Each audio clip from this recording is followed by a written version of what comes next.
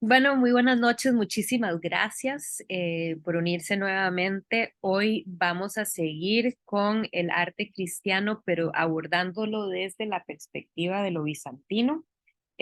Vamos a ver, pues, qué es bizantino y algunos atributos, pero principalmente estamos abordando este periodo de inicios de la Edad Media en donde todavía se ve y se siente esa transición que se dio de lo clásico hacia un estilo pues mucho más frontal y lo más alejado, o sea, muy abstraído, muy alejado de la naturaleza, o sea, de un naturalismo, por ejemplo, lo que estamos viendo aquí en la pantalla a mano derecha, que eso sería como la semana entrante que lo vamos a abordar, que ya sí se llegó a ese nivel de abstracción. Pero este periodo como de transición es lo que vamos a estar abordando esta semana. Eh, pero obviamente no sin repasar rápidamente lo que vimos la semana pasada sobre pues los inicios del arte cristiano. Y un dato que no había comentado anteriormente es que en preparando por la clase de hoy, ahí en mis lecturas y demás, vi un texto que hablaba como el cristianismo en los primeros 2 siglos, en que no tenemos arte, o sea, no se ha encontrado ningún registro artístico de arte en los primeros 2 siglos de la edad común, de la era común. Eh, no empezamos a ver arte hasta el tercer y cuarto siglo, verdaderamente no es hasta el cuarto siglo que empezamos a ver algunas representaciones, es porque también en los primeros 2 siglos aparentemente no se consideraba una religión aparte del judaísmo. Todavía el judaísmo tenía muchas diferentes sectas y más o menos era como considerado una de esas porque pues los cristianos eran judíos y luego pues habían convertido, pero no muchos en esos primeros 2 siglos, necesariamente muchos que no fueran judíos, sino que personas paganas, ¿verdad? Todavía se mantuvo muy pequeño, muy reducido y por ende no necesariamente una religión aparte al judío en esos primeros 2 siglos. Luego de eso, pues sí se va manifestando como una religión distinta, siempre con sus propias divisiones internas también, que en donde cambiaban algunas ideas, pero la principal, la que dominó, era lo que, o por lo menos dominó en el mundo occidental, es pues eh, el católico romano, ¿verdad? Mientras que por el lado oriental, cerca de Constantinopla y luego subiendo hasta Rusia, Grecia era la iglesia ortodoxa, ¿verdad? Pero todavía estamos en un periodo en donde eso no se ha manifestado, estas tempranas manifestaciones artísticas de historias que incluyen tanto del Antiguo Testamento como el Nuevo Testamento. Entonces aquí vemos una representación de Cristo como el pastor y estamos viendo los profetas del Antiguo Testamento en pose de orante, o sea, de orando, y la historia de Jonás y la ballena, ¿verdad? Con diferentes elementos que nos recuerda que todavía estamos íntimamente ligados a un mundo de arte clásico, ¿verdad? Entonces tenemos representaciones de las 4 estaciones en las 4 esquinas de una manera muy, pues, naturalista, muy clásica en las caras. Va a haber un gran cambio que se da hacia bueno, definitivamente ya con Constantino, que él establece la legalidad de las religiones, la libertad de religión, y ahí también empezamos a ver un giro artístico en este mundo clásico hacia una versión mucho más estilizada de la cara, mucho más abstraída, que son retratos, son imágenes que son mucho más como geométricas y pues no tienen necesariamente el mismo nivel de pues esa búsqueda de un modelado que se asemeja a la figura humana, naturalmente. Es un periodo que ve pues mucha diversidad y en una misma cultura compartida. Y entonces en este mundo romano que era muy expanso, entonces era muy expansivo, hay muchos elementos como estas lámparas que nos reflejan que pues en este periodo iban a haber ejemplos de lámparas con lo pagano, con lo cristiano, con lo judío. Abordamos un poco sobre esta sinagoga y el arte judío que no suele ser abundante, pero que en este periodo temprano pues hay referencia a ello, ¿verdad? Y también es interesante mantener presente la estructura que usaron los judíos, que también se convierte en lo que van a usar las iglesias cristianas. Entonces, aquí podemos ver esta parte donde hay en todo este sector central, que es una nave entre una columnata, ¿verdad? Y acá lo que se conoce como la bima o este espacio donde estaba el altar y de donde pues, se hace el servicio religioso. Esto va a ser muy parecido a lo que usan pues los cristianos y que además es interesante tomar en cuenta eso, que eran, y bueno, ya voy a ese punto ahorita más adelante, nada más enseñarles algunos detalles de este registro, relativamente extraño para nuestros ojos hoy en día considerar en un espacio judío una representación pagana o que podría ser concebida como una representación pagana del dios Sol, pero que pues se concibe también como simplemente una representación del sol, que eso muy factible, es muy factible, además de tomar en cuenta que aquí también tenemos las 4 estaciones, todavía hay estas instancias de lo clásico muy presente, porque esas personas, sí, claro, pertenecen a la religión judía, pero son miembros de la sociedad romana, ¿verdad? Y entonces ese es el arte que se está produciendo en ese momento. Entonces es muy evidente que se va a integrar. Eh, y vemos, por ejemplo, en estos mosaicos, o sea, el mosaico es muy romano, crear estas imágenes que buscan ese sombreado, que buscan ese modelado de la cara a través del mosaico, pues en un sitio que pues no era un sitio grande, no era un sitio, no es como un sitio especial, particularmente especial, pero vemos reflejado ese deseo de las personas que mandaron a hacer esta sinagoga que incluyera ese componente clásico, ¿verdad? Esta es esta representación de sol. Aquí estamos en la antigua, en el antiguo San Pedro, la antigua Basílica de San Pedro en Roma, en el Vaticano.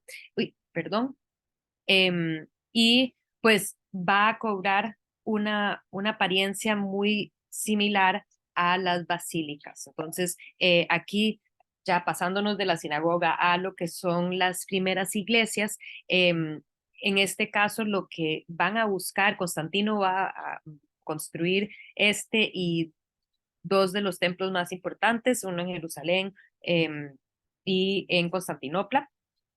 Y van a mantener este plano por bastante tiempo y se van a inspirar precisamente en las basílicas de Roma antigua, que eran edificios judiciales y no tenían esa relación directa con un templo, ¿verdad?, pagano. Entonces funcionaba muy bien y también servía con el fin de poder tener un ábside aquí al final donde podía tener el altar desde donde se lleva a cabo la Eucaristía y bueno, con todos estos elementos que nos remiten a lo clásico, evidentemente, con un arco triunfal al fondo, que si se acuerdan la Basílica de Magencio y Constantino, era donde estaba esa semerenda estatua de Constantino, estaba ubicada en este sitio y bueno, aquí lo que vamos a hacer es ubicar a al altar y a Cristo, ¿verdad?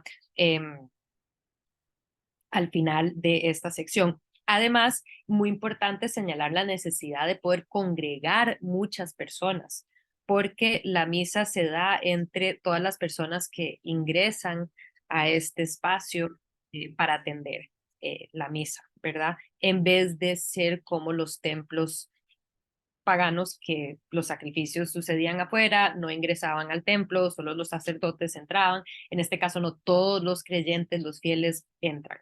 Eh, entonces, no nos queda la antigua Basílica de San Pedro, pero sí un ejemplo temprano de posiblemente cómo se podía ver y podemos ver pues, los elementos clásicos integrados. Aquí una arcada con una columnata que llega a esta ábside, ¿verdad? Este altar al final y con una decoración interna, y perdón, pensé que tenía la diapositiva, pero utilizando colores, utilizando estos elementos de piedra para decorar internamente que nos remite a el tipo de programa de decoración que había por ejemplo, el Panteón, ¿verdad? En donde los grandes edificios romanos tenían pues decoraciones hechas de revestimentas de piedra, ¿verdad? Y entonces en este caso no les traje el detalle, pero tal vez se acuerdan, es elementos estos geométricos, pero con elementos que representan la Eucaristía también. Entonces la hostia y cáliz que están representados aquí entre cada una de estos arcos. Entonces, ¿cómo pues hay esa búsqueda de decorar internamente el interior del edificio parecido a los edificios romanos, pero ahora integrando otro programa decorativo? Recordarles y ya estamos entrando en el periodo conocido como el periodo bizantino. Ya este edificio podría ser considerado bizantino, lo vimos en la semana pasada, pero entre otras cosas es lo simple del exterior y lo majestuoso de lo interior. Como pues varios mensajes emite eso, tanto esta noción de que pues si sos iniciado en nuestra religión, vas a poder ingresar a este entorno, a este reino de Dios, ¿verdad? Porque cuando uno ingresa al espacio ya es eso el reino de Dios aquí adentro, ¿verdad? Y entonces, eh, pero por fuera tiene mucho que ver con esa humildad que predicaba Cristo, ¿verdad? Entonces, y sí comentamos la semana pasada pues lo tremendamente minucioso que es esta labor, este trabajo y pues la capacidad de lograr una escena pues en donde todavía estamos viendo elementos de lo clásico en términos de una figura que sentimos la profundidad, sentimos que hay espacio, sentimos que hay volumen en ese cuerpo, eh, eh, tiene o sea, está en búsqueda de ese naturalismo, pero se separa de nuestro plan, ¿verdad? Lil, hola, ¿cómo estás? No sé si querías comentar algo. No, no, perdón, es que estaba terminando otra opción y en eso digo, ay, no, me voy a ir a preparar para la clase y ya eran las 6:19. Perdón, Tranquila, perdón. no, tranquila. Entonces, bueno, aquí ante estas imágenes de este periodo donde pues todavía lo romano está muy presente, pero vamos buscando otra cosa, ¿verdad? El elemento, el objeto que les quería enseñar la semana pasada, pero que se me había quedado por fuera todas las diapositivas, las imágenes, era este. Pues esta es una obra nueva que no la vimos la semana pasada, pero que pertenece, digamos, a este periodo, así como lo que vamos a ver hoy también es como, pues, toda una continuidad de lo que venimos hablando. Pero es este sarcófago, el sarcófago de Junio Vasus, que es súper interesante porque tiene elementos específicamente cristianos y sin embargo está usando un idioma romano en su, pues, en su creación artística, ¿verdad? Entonces, vemos cierto naturalismo, aunque ya las figuras no tienen las proporciones adecuadas, pero eso, como sabemos, es parte del estilo de ese momento. O sea, el estilo en ese momento tenía antes de Constantino, antes de tal vez esta noción de que nos tenemos que separar de esa representación fiel de la figura humana, eh, era el estilo. Ir como que alejándonos de ese naturalismo era parte de lo que se estaba dando en ese momento. Entonces no deberíamos de necesariamente, em, o sea, aquí no es que una sea mejor que la otra, hay que entender que era una cuestión de estilo. O sea, sí, esto era cómo le gustaba a la gente. Pero lo que más interesa es ver algunas de estas escenas que son tanto escenas del Antiguo Testamento como escenas del Nuevo Testamento, aquí en este sarcófago, de una persona que probablemente fue de alta alcurnia, ¿verdad? En la sociedad y que pues quería que quedara bien claro que él era pues cristiano, ¿verdad? Y buscaba la salvación en ese sentido antes de la muerte, que era como muchos eh, se logró convertir a muchas personas porque era pues toda esta noción de la salvación.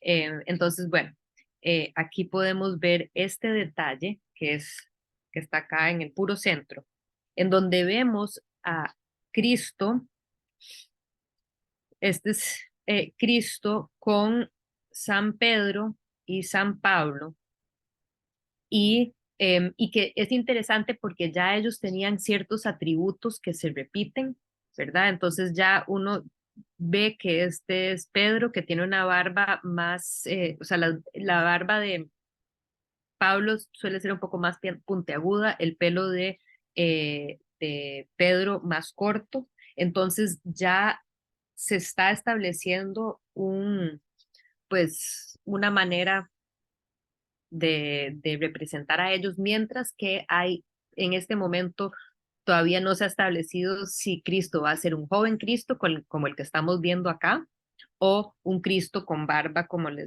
quité la imagen porque no quería traer demasiadas, pero un Cristo ya más, pues, maduro, más grande. Entonces, no se había como decidido todavía en cómo se iba a representar a Cristo, pero ya Pedro, esto es como ver a un Pedro del Renacimiento. O sea, uno ya, si conoce cómo es, de eso se ve repetido. Entonces, bueno, aquí lo interesante también es que está en esta fórmula visual que usaban mucho en el romano, conocido como el traditio legis, que es esta manera de dar un testamento visual al emperador como única fuente de la ley. Entonces se sentaba el emperador de esta manera y pues, era una manera de decir que esta figura es el que tiene la última palabra, ¿verdad?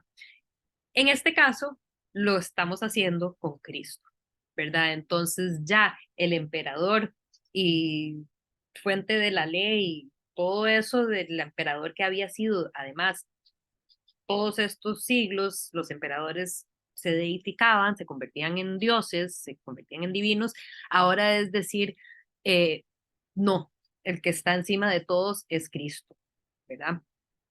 Con sus dos apóstoles más importantes, que se consideraban en este momento eran los más importantes, Pedro siendo el primer obispo, ¿verdad? Y entonces la importancia de estas figuras y cómo se repite eso. Súper interesante es ver que Cristo tiene sus pies encima de esta figura de Kailos, del Kailo. Kailo era un dios, considerado un dios que reinaba en el cielo, como que todo ¿cómo se dice eso? No es el columpio, ¿el qué? El del cielo, digamos, todo el cielo, todo eso, pues el Kailos está a cargo de eso. Esto lo vemos acá en no sé si se acuerdan cuando vimos perdón por la falta, Augusto de Prima Porta, esta escultura de Augusto, el primer emperador, ¿verdad? sobrino o hijo adoptado del César. Augusto César va a ser el que pues integra la Pax Romana.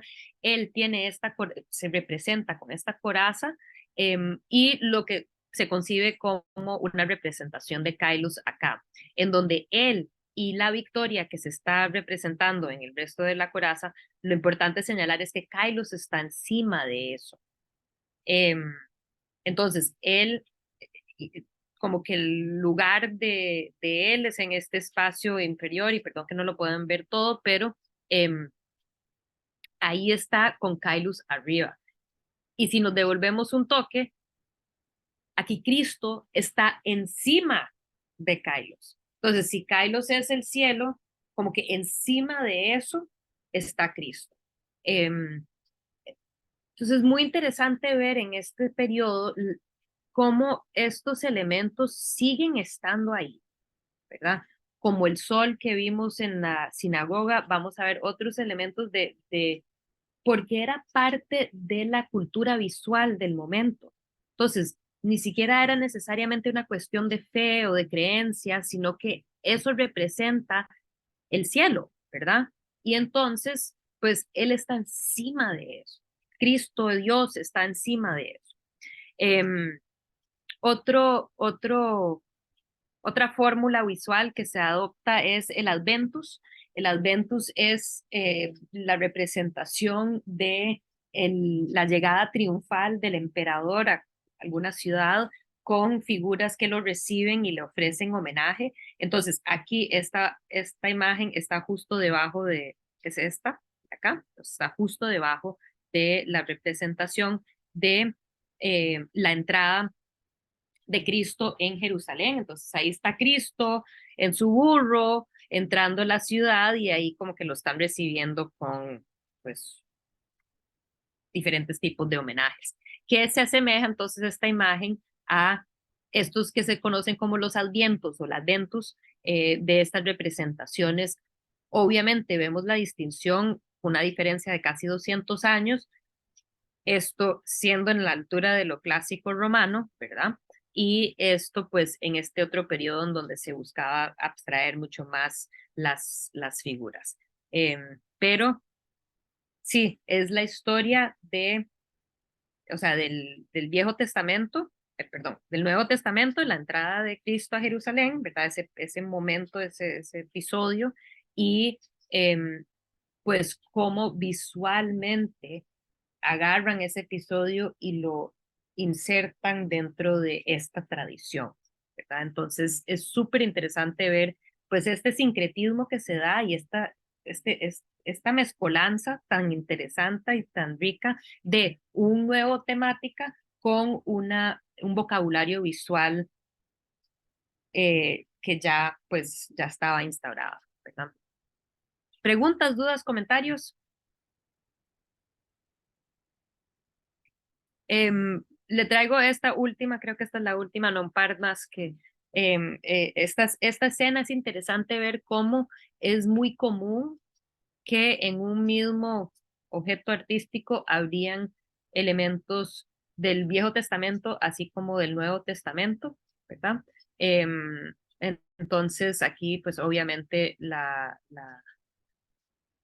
Adán y Eva, ¿verdad? Y también interesante es ver a los costados, o sea, los lados cortos del sarcófago, estaban estas escenas que son súper clásicos en su motivo, ¿verdad? Este era tipo, se podía ver en sarcófagos por todos lados en el mundo antiguo, ¿verdad? Era de estas escenas comunes de tipo bacanal, tipo preparativos para alguna fiesta o algo así. En este caso, estos erotes o como eh, putis, angelitos, estas figuritas que están cosechando uvas acá arriba y trigo acá abajo, pero en ese sentido, en este caso, pues igual podrían perfectamente haber sido en un sarcófago pagano, pero al haber estado pues integrado a este sarcófago, lo que estamos es viendo la Eucaristía, ¿verdad? Referencia a la Eucaristía, el vino, la sangre, el trigo, pues la carne de Cristo, ¿verdad? Em, entonces, este periodo es súper interesante de ver cómo integran toda esa tradición. Preguntas, dudas, comentarios.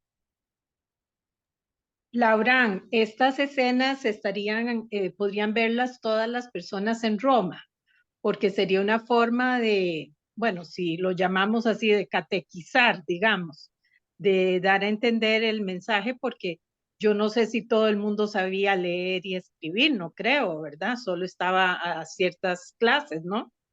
Sí, yo asumiría que esto no Ujú. hubiera sido algo visto por muchas personas al ser un sarcófago, entonces habían pues estas criptas, digamos, donde los que visitaban eran la familia y supongo que los amigos y tal.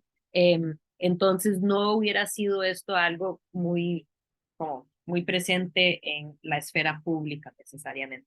Em, la manera en que se va a empezar a ver más escenas de estas va a ser con los mosaicos, como el que vimos, aunque ese es un mausoleo igual chiquitito y hubiera sido una cuestión privada, pero vamos a ver un par pues ya de iglesias en donde sí, ahí es donde empezamos a ver estas narrativas que hubieran sido, o estos elementos que podrían endoctrinar de una manera pues más pública, ¿verdad? Creo que,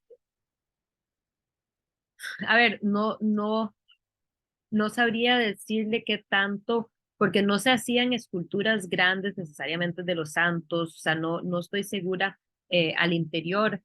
Supongo que nunca lo he pensado, cómo era el interior del San Pedro, ¿verdad? Pero de la Basílica de San Pedro, pero es interesante pensar que todavía es un público reducido en estos momentos de este tipo de objetos, así como este siguiente eh, este pergamino pues es un texto de Génesis que cuenta las historias de Génesis, se conoce como Génesis de Viena porque está en la colección de la Biblioteca Nacional de Viena y es interesante ver, bueno, creo que el libro, o sea, el texto más antiguo que se conoce que representa este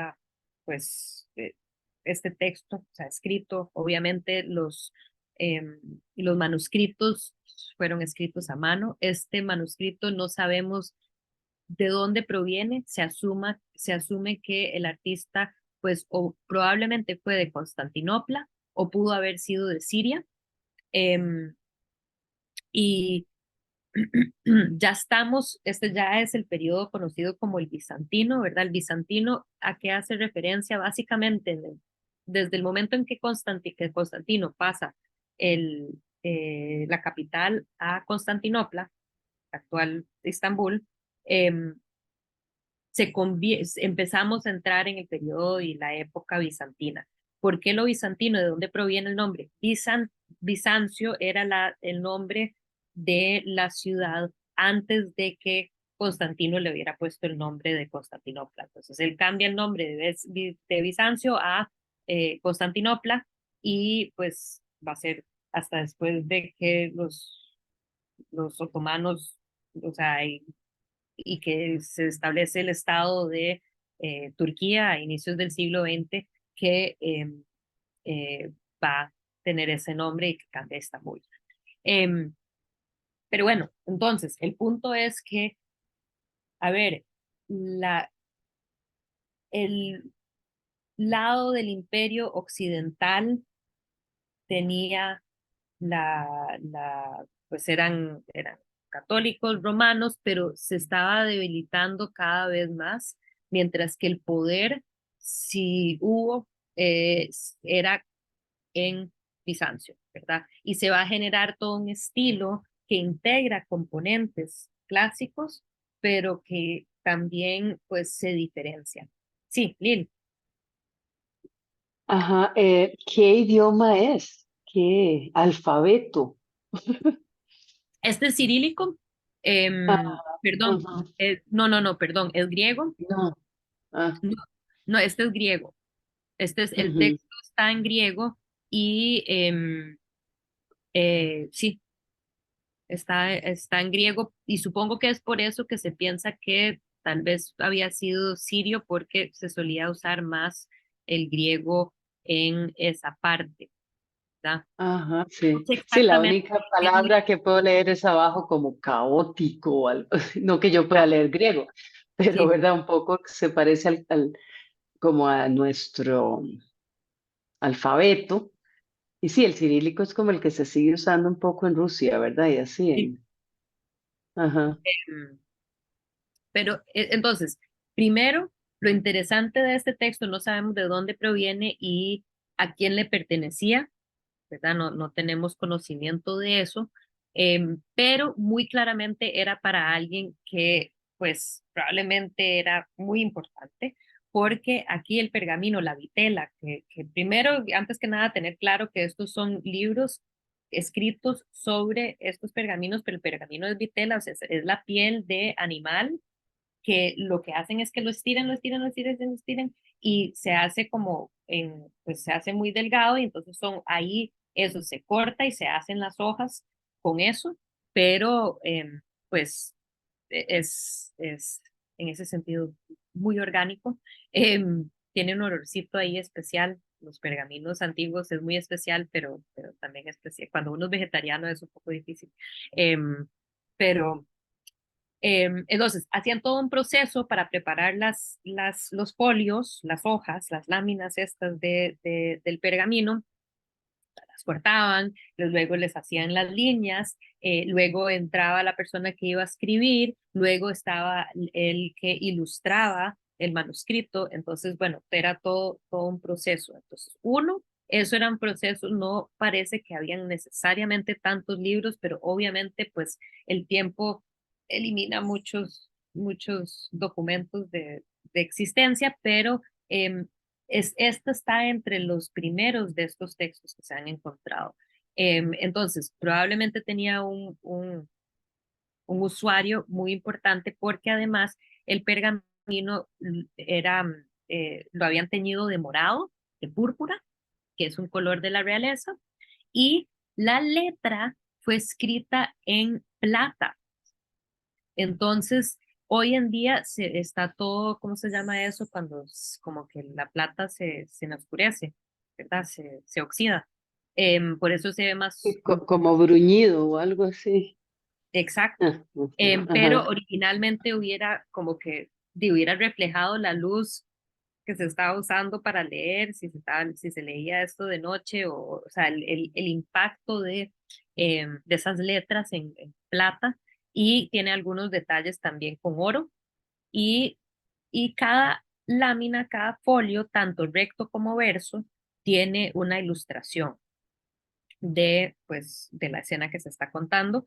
Aquí lo que estamos es Jacobo luchando contra el ángel.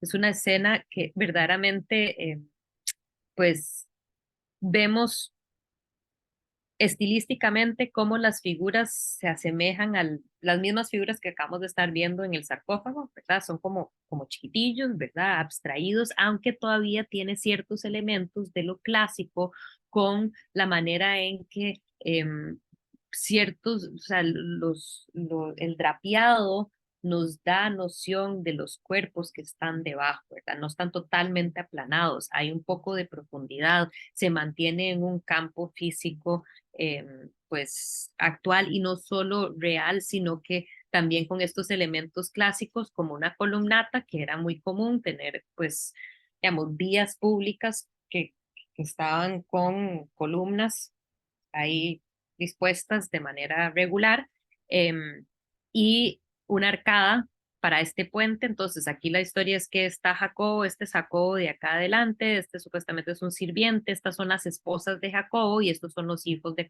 Jacobo. Entonces, él los está preparando eh, para pues, la salida, cruzan un puente, aquí llega él con una de las esposas y parece que tal vez el sirviente está pues viendo el agua pasar, esta arcada que los arcos debajo del puente que permiten que el agua fluye, que fluya el agua y luego pues el enfrentamiento de Jacob con el ángel, que la historia básicamente dice que no dejó de pelear toda la noche Jacob con este ángel y eventualmente llega un punto en que el ángel le toca la cadera y queda así como cuando el ángel estaba totalmente, digamos, jugando justo durante toda la noche y ya amanece y ya pues él dice que va a seguir Jacob y entonces en eso le toca la cadera y lo que pasa es que se le disloca, el, entonces como que se le zafa la cadera y entonces obviamente queda caído em, y eh, queda claro que pues ha sido vencido por el ángel, pero dice que él no se va a rendir, Jacob no se va a rendir hasta que no le dé la bendición y el ángel le da la bendición y ahí sigue con toda su familia en su camino, ¿verdad? Pero lo interesante también es esta libertad que se dieron con pues, con este giro y el uso, la disposición del espacio que nos recuerda mucho de los registros antiguos clásicos, ¿verdad? Lo vimos con el sarcófago, que habían registros, que son estos diferentes, eso es un registro, este es otro registro, eso es algo que es antiguo, ¿verdad? Es un elemento clásico y cómo se integra eso de cierta manera en esta composición, ¿verdad? Entonces la libertad, pero también esa conexión todavía con muchos de estos, pues, los patrones que se iban a seguir. Otro dibujo, otra ilustración dentro de este mismo pergamino es este, que es de Rebeca y Eliezer. En este caso, pues obviamente también una historia del Antiguo Testamento y en este caso es la historia de cuando Abraham está muy preocupado por por casar a Isaac, su hijo, su único hijo, y entonces decide que tiene que encontrarle una esposa y manda a su sirviente Eliezer a que vaya ahí digamos, al pueblo a encontrar entre todos los que estaban ahí una esposa para su hijo. Y él se lleva 10 camellos y ahí en un momento cuando se detiene para darles de tomar, él como que le reza a Dios y le ruega que le mande una mujer que le ayude con la tarea de darle agua a los camellos y que esa persona iba a ser la futura esposa de Isaac, quien es Rebeca, ¿verdad? Y entonces sí, efectivamente sucede y vemos interesantemente este pues elemento narrativo. Aquí Rebeca sale de la ciudad, sigue otra vez, vemos esta columnata, se va hacia la fuente de agua para buscar agua pues, a su familia y ahí se encuentra con Eliezer y ahí vemos cómo le ayuda a Eliezer. Pero lo interesante de esto es, aquí pueden ver, perdón, pude haberles enseñado la escena antes. Aquí lo interesante es ver el elemento del río, que es la representación de esta mujer casi desnuda, completamente desnuda, que representa, pues, es un símbolo del río. Entonces, nuevamente, aunque es un símbolo que emerge del mundo pagano, todavía lo estamos integrando. Muy parecido al sol en el piso mosaico de la sinagoga, aquí, pues, ella es la representación del río, que, pues, es fuente de agua para toda esta historia. Y también pues, me gustó comparar y como que me puse a pensar qué habrá sido en esos tiempos, cómo habrá sido vivir, cómo habrá sido vivir como una mujer, en donde, pues, ojo qué tan vestida es Rebeca, está Rebeca. O sea, Rebeca es lo único de piel que se le nota es las manos y la cara. Y ya paré de contar, todo lo demás está súper tapada, mientras que esta figura que está reclinada de una manera que nos recuerda y remite mucho a pues imágenes clásicas, está desnuda, ¿verdad? Entonces ahí como que bueno, y claramente esta es la mujer que uno se supone que debería de ser así. Entonces, me pregunto qué habrá sido en ese momento para como que ser mujer en el momento en que se está creando esta obra, sexto siglo, de pues ya el mundo ha cambiado y ya no, o sea, todas esas como imágenes o nociones de las orgías y esa decadencia romana, pues habrá quedado de lado, ¿verdad? ¿Preguntas, dudas, comentarios? Sí, o posiblemente tenés razón en eso, ¿verdad? Qué curioso que representaran a esta mujer así, pero como decís, todavía es como usar, ¿verdad? Un símbolo del pasado donde, claro, representa el nacimiento o el agua, Ujú. ¿verdad? De dónde está surgiendo esa fuente. Pero me imagino que no sería una mujer per se, sino un tipo de deidad, ¿verdad? O de ninfa, una cosa así. Sí, En y cambio, que las uno, mujeres de verdad, como Rebeca, hasta tenían fustán, porque tenía sí, zapatos, tenía fustán. está totalmente tapada y que Ajá, uno se pregunta también, o sea, yo veo esta imagen y para mí es una imagen de una figura sexualizada. O sea, ahí me habla eso de ese claro. elemento erótico, ¿verdad? Aunque sea una representación de agua, pues ahí era como el artista, pensando en el artista que está pintando Ajá, eso. ajá. O sea, esa es la diferencia entre estas dos mujeres, ¿verdad? Sí, Estas dos figuras. sí, Y sí. él como artista en la capacidad de poder pintar ambas cosas, ¿verdad? O querer Ujú. representar ambas cosas en la misma página. No sé, sería interesante, yo no investigo Es este tema interesantísimo, sí. lejos de mi especialidad, pero sería súper interesante ver una lectura feminista de esta obra. Em, entonces, bueno, vemos esos elementos del clasicismo todavía presente, pero ya en un arte cristiano que vamos a ver cada vez más como instaurado, ¿verdad? El hecho de tener estos textos, estos libros, un par de siglos después ya van a abundar los manuscritos, ¿verdad? Entonces, pues los veremos la semana entrante. Por otro lado está la arquitectura bizantina, y lo bizantino hay que tener claro que se mantiene y se conoce, o sea, el bizantino más bien tiene tres periodos históricos que se consideran. Estamos viendo solo la primera etapa de lo bizantino en la clase de hoy. Y no necesariamente veremos las otras etapas, algunos elementos de lo bizantino, pero lo bizantino se mantiene hasta 1453, cuando los otomanos entraron y se apoderaron de, de Bizancio, y ahí es donde, por ejemplo, esto que estamos viendo, que es Hagia Sofía o Santa Sofía, la iglesia de Divina Sabiduría, es en ese momento que se convierte en una mezquita y que le ponen estas minaretas, que son estos elementos y desde donde se hace el llamado a oración. Em, entonces, son los otomanos que se apoderan de eso. Entonces o sea, es bizantina, y la arquitectura y todo ese estilo más bien abarca un periodo de casi 1000 años, separado en esas, como que en tres periodos distintos. Em, Uno de los edificios más magníficos que existen en el mundo es Hagia Sofía en Istambul, se construye, que se construye en el sitio, encima del sitio donde Constantino había erigido una iglesia.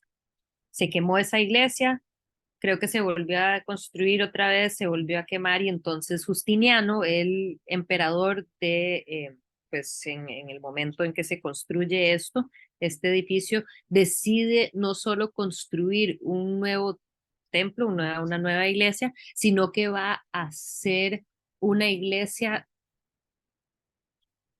como algo nunca antes visto. Se va y se busca ingenieros matemáticos súper inteligentes, Antemio de Tralles y Isidoro de Mileto, que son como que estos especialistas que van a ingeniar un sistema para crear pues un edificio que es que no, que es, pues, que parece ser algo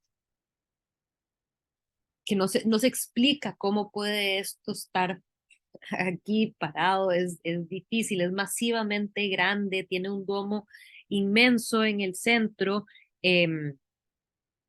Y bueno, tiene esta, utiliza lo que se conoce y en las iglesias bizantinas se solía y ortodoxas se suele usar más el formato conocido como central o el plano central de la iglesia. En este caso es un plano central, pero alargado un poquito.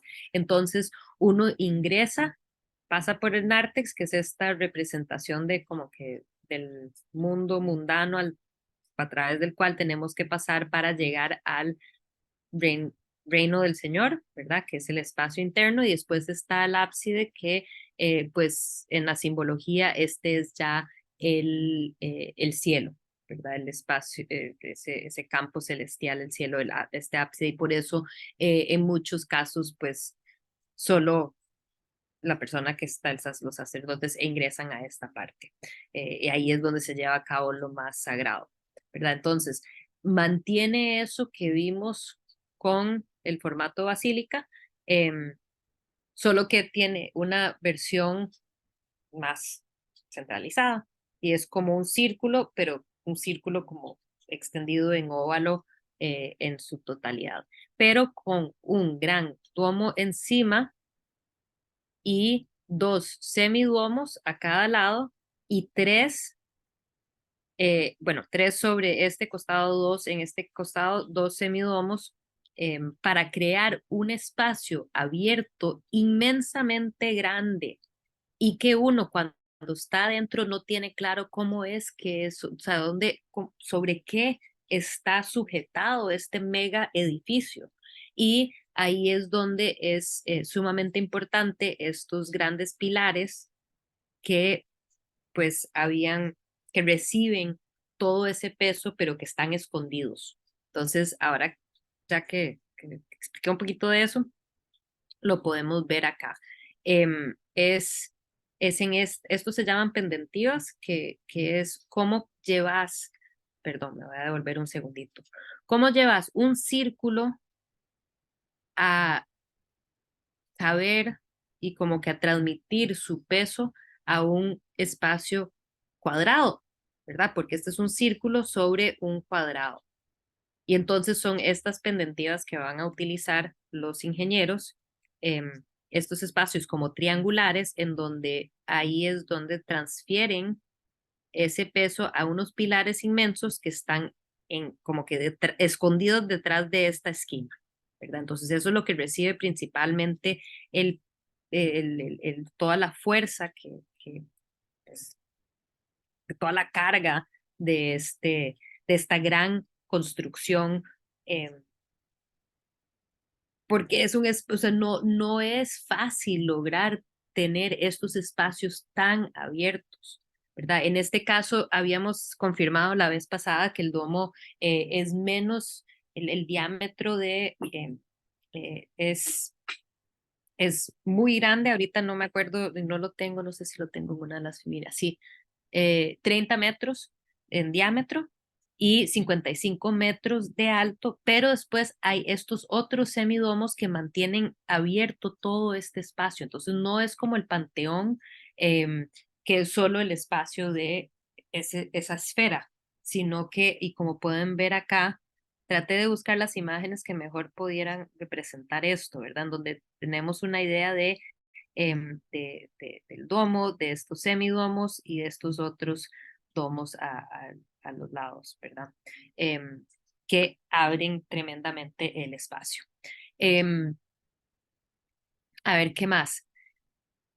Según Procopio, que fue el biógrafo de Justiniano, y vamos a volver a hablar de él más tarde otra vez, pero se suponía o que parecía cuando entraron a este espacio, parecía estar suspendida del cielo por una cadena de oro, especialmente porque como tienen las ventanas, a veces sucede, ven cómo esto pasa, de que hay tanta luz que ni siquiera se ve los espacios que están entre estos ventanales que están acá arriba, ¿verdad? Entonces, como que la estructura no se logra ver porque hay tanta luz a veces que ingresa, que entonces todo parece estar flotando, como que el domo flota ahí, que está pues suspendida del cielo por una cadena de oro, ¿verdad? Claro, hay que tenerlo hay que considerar que Procopio obviamente le están pagando para hablar bonito de ellos, tema que abordaremos ahora más tarde, pero sin embargo no deja de ser un edificio pues totalmente espectacular. Gisela, usted había ido, ¿verdad? Fueron a Turquía. No, donde fuimos era a Santa María del Fiore, a Florencia. A Florencia, no sé por qué pensé Sí, que... por eso yo te hablaba del domo de Brunelleschi, que es que Ujú, ese domo por fuera es una cosa espectacular y adentro está decorado precioso. ujú. Ujú, Em, ujú. Entonces nos esperamos al Renacimiento para hablar y de para eso. hablar de eso, alguien me había contado recientemente que se fue a Turquía, no me acuerdo ahora que pensé que era usted. Em, pero bueno, ok, entonces, Yo tengo una pregunta sí, y digamos en comparación, porque yo no conozco Turquía tampoco, lastimosamente, pero sí he estado en Roma un par de veces en mi vida, varias. Y la Basílica de Magencio que mencionabas la semana pasada, siempre me ha impresionado por lo grande que es, o sea, lo alta, ¿verdad? Y que solo vemos un pedazo porque ya no, no bueno, está, que vos nos enseñabas, exacto, pero esto es todavía más grande. sí, es que es Ajá, masivamente grande, las fotos claro. no hacen justicia a la Ujú, experiencia que uno tiene adentro de este edificio que es ujú, súper, súper grande. Perdón, les dije ujú. pendentías, se llaman pechinas, estos elementos estructurales que reciben el peso. Em, y sí, bueno, o sea, en sí lo fascinante es considerar el logro eh, arquitectónico, que también es importante señalar que tiene estos, eh, em, ay, se me fue la palabra en español, estoy fatal, buttressing, estos elementos que cargan, que reciben también mucho de esos pesos, que son como estos muros muy grandes apegados al espacio o sea, externos, que entonces permiten solidificar, digamos, es la estructura, pero por fuera, ¿verdad? Entonces, uno estando dentro es puramente lo que vamos a ver cuando lleguemos a las catedrales góticas, ¿verdad? Que es lo mismo. eh, em, pero aquí, pues son estos muros inmensamente grandes que, pues, son los que reciben esa carga, ¿verdad? Porque cuando tenés un domo, un arco, va para abajo, pero también va para afuera. Y es interesante, tenían que haberlo construido, creo que dos veces, y la segunda vez con más elevación, porque al elevarlo más, se logra que se transmite más hacia los laterales, los costados, toda esa fuerza. Entonces, más bien para hacerlo, tuvieron que hacerlo un poco más alto aún, em, más como con un ángulo más empinado de lo que originalmente habían contemplado. Em, los elementos agregados, obviamente en árabe, eso fue pues mucho posterior. em, entonces pueden notar acá que hay estos escritos en árabe en estas rondelas de acá y encima del duomo también. Em, se convierte, era una iglesia hasta que llegan los otomanos, se convierte en una mezquita y se mantienen como mezquita hasta que se establece pues la independencia de Turquía y en ese momento se convierte en museo. Cuando yo fui, fue museo todavía, pero en los últimos años, ahorita ya no me acuerdo qué año, pero muy reciente, pues y con eh, a ver, el conservadurismo que se está dando en ese país, se lo convirtieron nuevamente en mezquita. Entonces, por más de un siglo había sido un museo y ahora vuelve a ser un edificio religioso.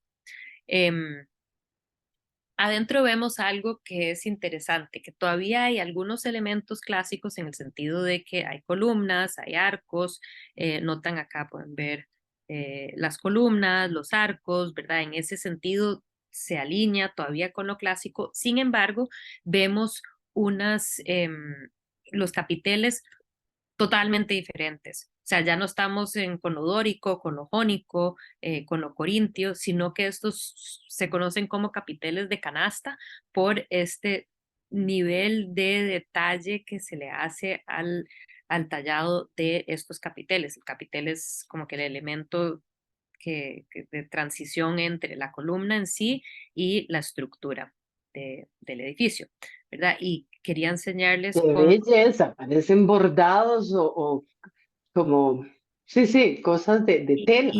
sí, como de tela, como un bordado, un Ajá. encaje. Sí, un Y encaje. sí, como un encaje y ojo, o sea, el nivel de detalle aquí, este es uno que no está en tan buenas condiciones, pero que lo que nos está señalando es el hecho de que pues se le puede meter el dedo, o sea, todo eso es hueco por dentro, esto que estamos viendo acá. Y que totalmente diferente este estilo que el estilo del capitel jónico, ¿verdad? Este es pues ejemplo de la Acrópolis y este de unos 1000 años después en Santa Sofía.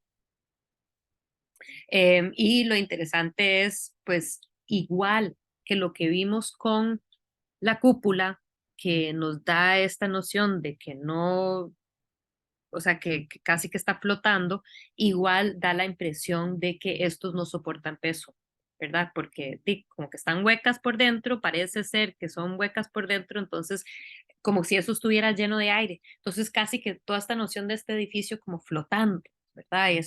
Y que tiene muchísimo que ver con, pues, con un arte que busca el misterio en vez de un arte que busca como que la razón en la claridad de cómo se construye, la razón, porque acuérdense que había un edificio de arquitectura romana, se quería, les gustaba tener claridad en cómo cómo funciona la estructura. Eso era parte de la belleza de la arquitectura romana, era algo que se apreciaba, el tener claro cómo eso funcionaba. Mientras que aquí estamos ante algo totalmente distinto en donde más bien queremos, casi que podríamos decir que aparentar, ¿verdad?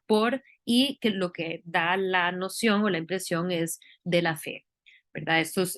Y es muy parecido a lo que va a suceder unos casi 1000 años después con las catedrales de, eh, como de la Catedral de Colonia o estas grandes catedrales que uno ingresa y ni siquiera de Chartres, en donde uno no comprende cómo es que puede estar parado este edificio y que uno entiende. Hoy en día sí lo entendemos mejor, pero que en su momento con una gran población de gente analfabeta, con muy poco conocimiento y muy poca educación, pues obviamente iba a causar una súper impresión estos edificios que parecen ser pues milagrosos, ¿verdad? En la manera en que ahí están. Em, Al interior se decora todavía, como que se alinea todavía con esta decoración que se había visto, por ejemplo, en el Panteón, ¿verdad? Al interior de los grandes edificios romanos, con el uso de diferentes tipos de piedra o mármoles, pero el nivel de cuidado que se le dio en donde lo que tenían que hacer estos, aquí pueden verlo, lo hubiera hecho un poquito más grande para que vieran, pero muchas de estas placas de piedra, lo que hicieron era como que una piedra, las cortaban la piedra a lo largo y entonces era un espejismo que se da. Entonces, estos son como dos piezas de la misma piedra, ¿verdad?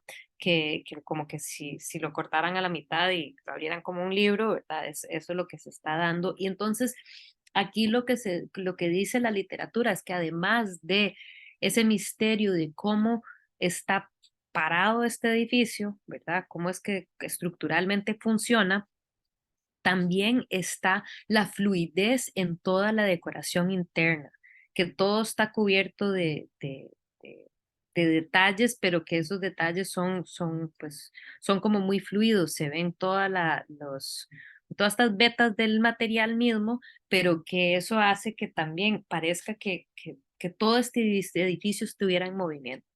¿Verdad?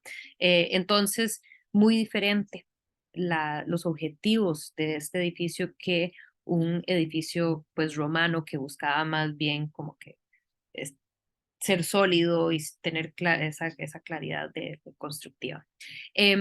Estos de ya ejemplos les traje de la segunda etapa de arte bizantino, pero para que se dieran cuenta, eso está el, dentro de Santa Sofía o Hagia Sofía, y es una representación de pues, la Virgen con el niño que le están presentando en este caso tenemos a Constantino de este lado que está presentando la ciudad, perdón, este es Constantino, que le está presentando la ciudad de Constantinopla como un regalo a, a la Virgen, y de este lado tenemos a Justiniano que le está presentando a Santa, como una maqueta de Santa Sofía.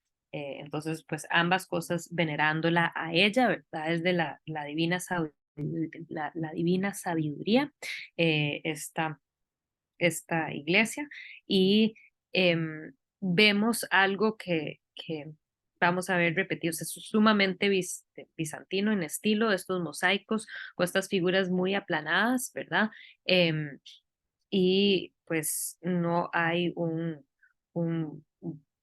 pues una búsqueda de representar las figuras de esta manera naturalista, sino que más bien es apartarlos de eso para que existan nada más como un concepto, una imagen que en este caso a ver, no es, y bueno, es una preocupación a la que voy a entrar cuando lleguemos al final de la clase de hoy, pero esta preocupación por el venerar estas imágenes, esta iconoclasia, esta preocupación con el icono, y de no querer venerar esto, pero simplemente tener estas imágenes ahí para ayudarle a la gente en sus meditaciones. Un poco lo que preguntaba anteriormente, creo que fue Gisela, de que si el público podía ver estas imágenes. Pues en este caso sí, ¿verdad? Este tipo de mosaicos es lo que va a estar ahí para que el público pueda ver. Em, entonces, y perdón que no les traje mapa hoy, no sé qué me pasó, se me olvidó el mapa, pero creo que en clases anteriores les habían señalado dónde queda Ravenna. Entonces, en lo que era el imperio, eh, habían perdido los bizantinos, habían perdido que eran pues los romanos que se convierten en los bizantinos cuando se separa el imperio, habían perdido control de Italia, pero Justiniano, el mismo que manda hacer esta iglesia de Santa Sofía, manda a sus emisarios a que vuelvan a dominar y controlar lo que es la península de Italia, y ahí reestablece la importancia de Ravenna como una ciudad del Imperio Bizantino. Y en ese momento se manda a construir esta otra iglesia sumamente famosa, entonces se construyen casi que paralelamente, solo que estas en Ravenna, mucho más pequeño, pero igual de suntuoso en el interior, pero lo que vemos es algo parecido a que habíamos visto en el mausoleo de Gala Placidia, ¿verdad? Un exterior que no está abundantemente decorado, ¿verdad? Es un exterior de ladrillo y lo único que pues lo identifica son estos diferentes planos y estos arcos, ¿verdad? Pero al interior es pues una cuestión que estalla con, con pues el nivel de decoración y de detalle que se encuentra adentro de este edificio. Es de un plano central también, como parecido a lo que habíamos visto con Santa Sofía o Hagia Sofía, y con un espacio de ábside que proyecta. Es un espacio más reducido que el de Hagia Sofía, entonces cuesta encontrar imágenes en donde se pueda ver como todo de un momento y quería que vieran el techo, ¿verdad? Porque es fácil, o sea, es fabuloso, totalmente fantástico. O sea, esto es en Perdón, esto es en Ravenna.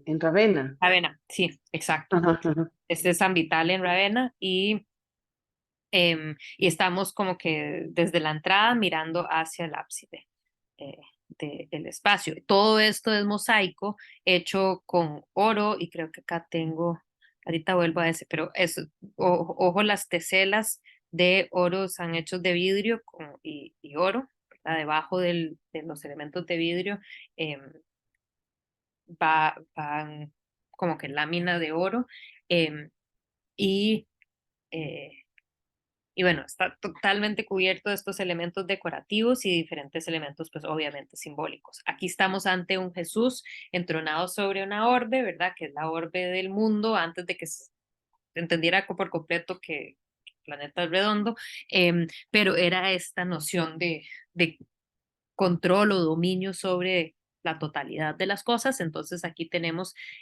Cristo entronado sobre una orbe, controlando todo, ¿verdad?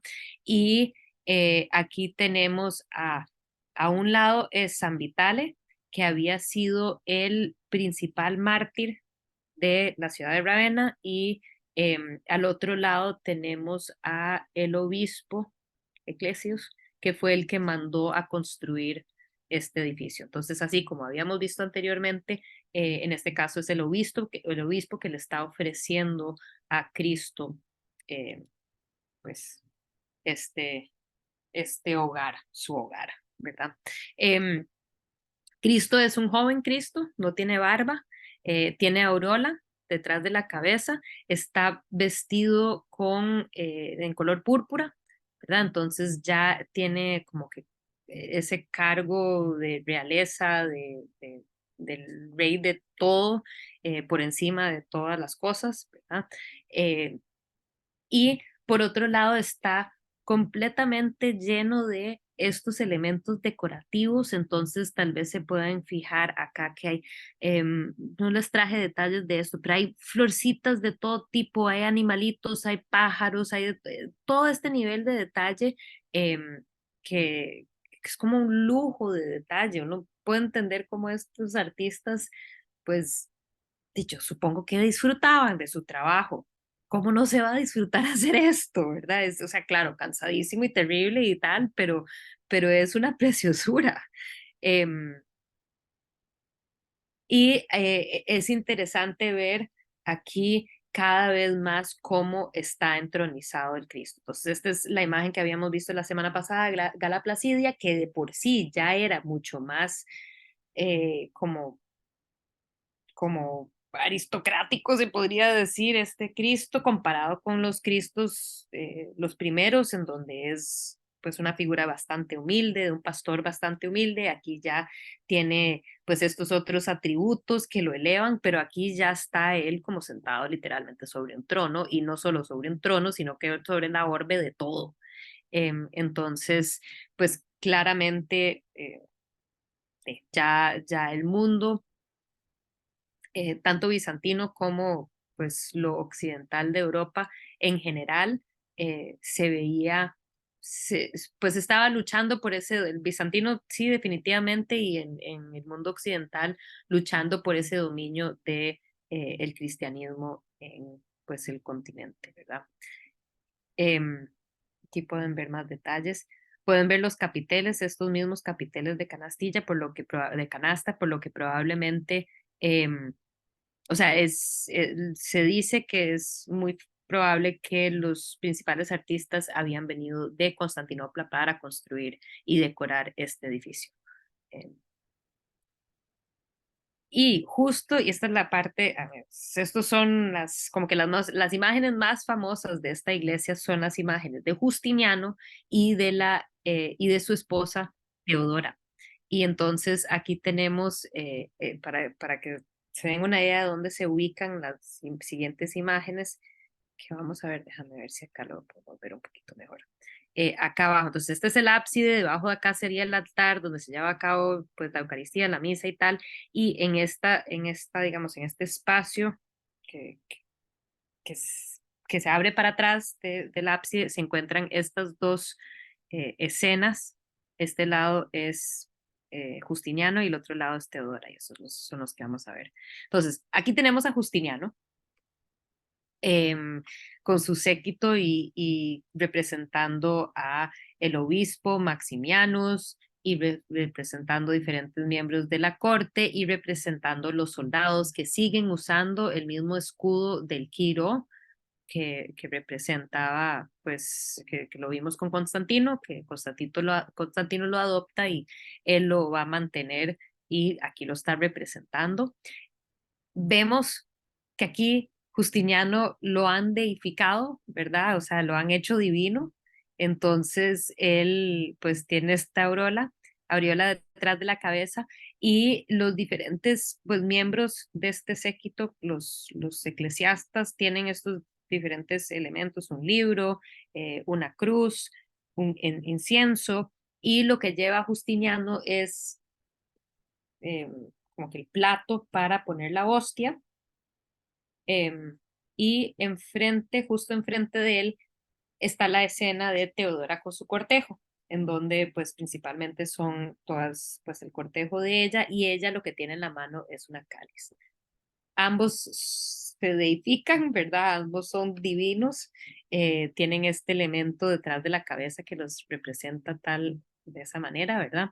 Pero es, pues me imagino, no tenemos textiles de ese momento, pero me puedo imaginar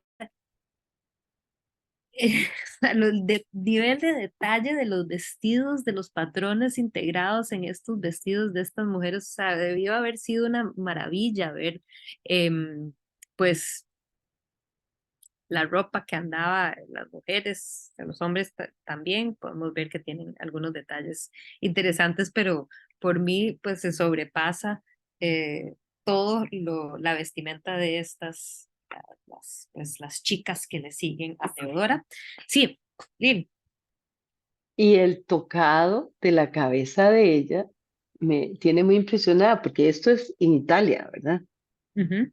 Pero es muy asiático, ¿verdad? Ese tipo de tocado, ¿será que sí se usaba también? No podría decirle, pero sí, ambos, si no Ujú, me equivoco, tienen así como una corona, algún tipo de, ella más un tocado, él ujú, esta corona, y ambos están como claro. de esmeraldas y rubíes y Ah, perlas, sí. ¿verdad? Y aquí en el mosaico mismo se usó concha nácar, ¿verdad? Y entonces todos estos Ujú. elementos pues se iban a integrar. No sé, el diseño de este tocado de ella, pues no le podría decir, pero definitivamente el Sí, o énfasis tal vez que se no. le da Ajá, a claro. todo Estaba pensando en estas cosas que guindan aquí o así, o tal vez es como que yo lo veo. Sí, no, está impresionante. espectacular.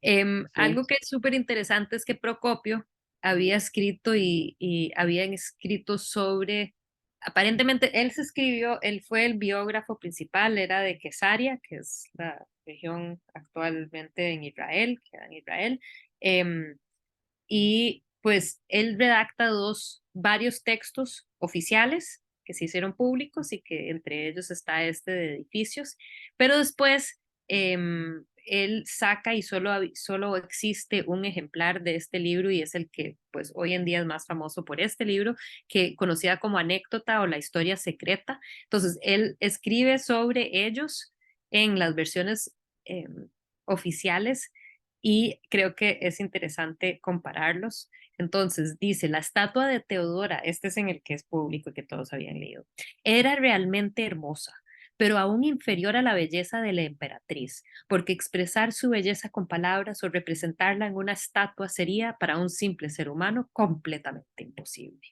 Mientras que en sus propios textos él escribe, ahora bien, Teodora era hermosa de rostro y en general atractiva de apariencia, pero baja de estatura y carente de color, aunque no del todo pálida, sino más bien cetrina, como demasiado, a ver, como casi enfermiza.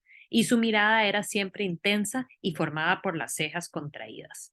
Entonces, no sabemos exactamente cómo era, pero lo interesante es que aquí tiene ese seno fruncido, o sea, eso es como que las cejas ahí contraídas y esa intensidad del cual él habla, lo vemos representado acá. Y no sabemos exactamente cuál era digamos, el verdadero papel o el rol que tuvo Teodora, pero se supone que ella también formaba parte de la toma de decisiones junto a su marido. Entonces, pues eso es interesante. Y por otro lado está este texto que me gustó también, que habla de estos soberanos o este dinero han dotado a este convento de abundante renta de dinero y han añadido muchos edificios admirables por su belleza y riqueza, para que sirvan de consuelo a las mujeres, para que nunca se vean obligadas a apartarse del ejercicio de la virtud de cualquier manera. Y mientras tanto, sobre lo mismo en la historia secreta dice, pero Teodora también se preocupó por idear castigos contra el cuerpo. Rameras, por ejemplo, en número de más de 500 que ejercían su comercio en medio del mercado a razón de 3, lo suficiente para vivir, a razón de 3, o sea, el pago que se le daba, lo suficiente para vivir, las reunió y las envió al continente opuesto, creo no que era o sea, al otro lado de Constantinopla, y como Constantinopla está al lado asiático y el lado europeo, entonces al otro lado, y las confinó al convento del arrepentimiento, como se le llama, tratando allí de obligarlas a adoptar una nueva forma de vida. Y algunos de ellos se arrojaron por la noche desde lo alto y así escaparon de la inoportuna transformación. Entonces se supone que ella había buscado todas estas prostitutas y las mandó a este convento y a las mujeres no les gustó nada estar metidos en un convento y entonces pues se supone que se tiraron ahí de lo alto, pero lo interesante es ver y siempre tener muy presente, especialmente cuando estamos ante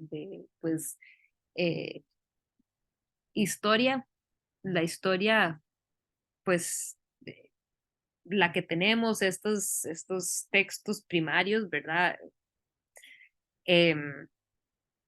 Hablan maravillas de los líderes siempre. Y si no fuera por este texto de la historia secreta, es que sabemos que más bien eran un poco crueles y como que no, esta también se supone, y no la quise traer, pero ahora les voy a contar, se supone que también a cada rato se quitaba la ropa y bailaba casi desnuda. Eran como que una loca también, que le gustaba la fiesta, pero después de encerraba a todas las prostitutas. Creo que lo vamos a dejar ahí, son las 7:30, entonces seguiremos la semana entrante viendo lo que sigue en la Edad Media y ya ingresando un poco más a aquello que cada vez se aleja más y más del mundo clásico. Muchísimas gracias, no sé si tienen alguna pregunta, un comentario. Voy a dejar de grabar.